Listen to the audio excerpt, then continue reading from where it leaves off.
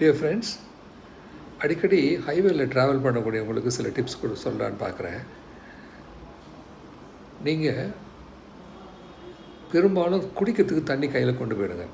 ஒரு 1 or 2 bottles you can always carry depending upon your length of the journey, number 1. Number 2, preferably if you can carry some food or fruits and snacks, that's also good. Number 2. Number 3, you should not have a full bladder while traveling. So அந்த வே பார்த்தீங்கன்னா நிறைய restaurant ஹோட்டல்ஸ்லாம் நல்ல rest rooms இருக்குது. அங்கே coffee break பண்ணும்போது அங்கே urine போயிடுங்க.